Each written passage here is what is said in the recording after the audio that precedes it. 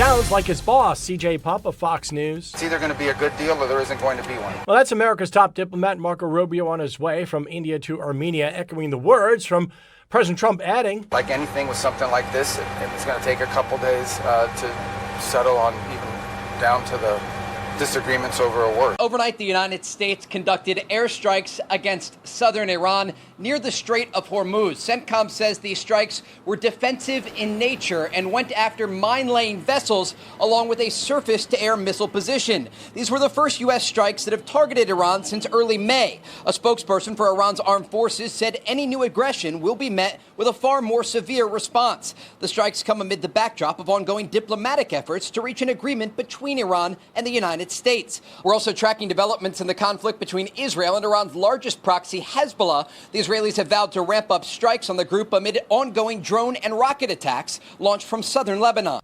That's Fox's Trey Inks reporting in Tel Aviv. Now, President Trump knows a thing or two about members of exclusive clubs. Just look at the golf clubs and his family. They run it.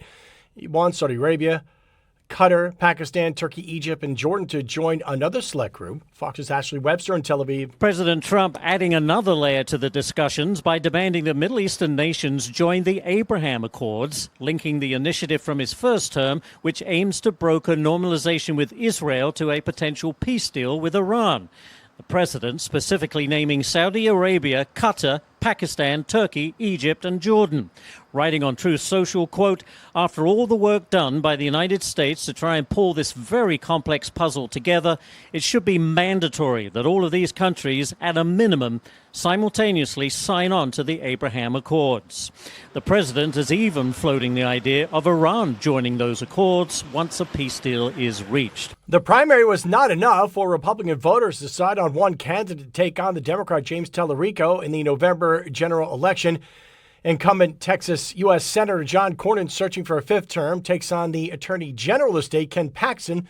Fox's Alex Hogan has more. Voters in the Lone Star State can head to the polls this morning to select a Republican candidate for U.S. Senate. In March, voters narrowed the pool of candidates down to two for this runoff primary election. Candidates argue that their opponent would only help out the Democrats. Attorney General Paxton was the second-place finisher in the March vote, and last week he received President Donald Trump's endorsement, who had criticized Cornyn for dismissing Trump's 2024 comeback chances.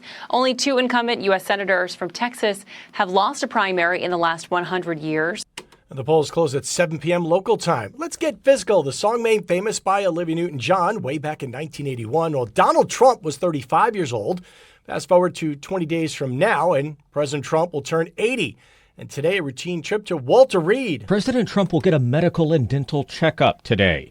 Following a physical last year, the president's doctor, Sean Barbarella, said President Trump is in excellent health, exhibiting robust cardiac, pulmonary, neurological, and general physical function, but noted swelling in the president's legs as a result of chronic venous insufficiency, described as a benign and common condition in older patients.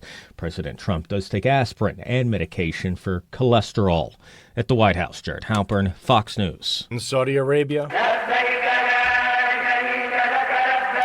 it's the day of Arafah.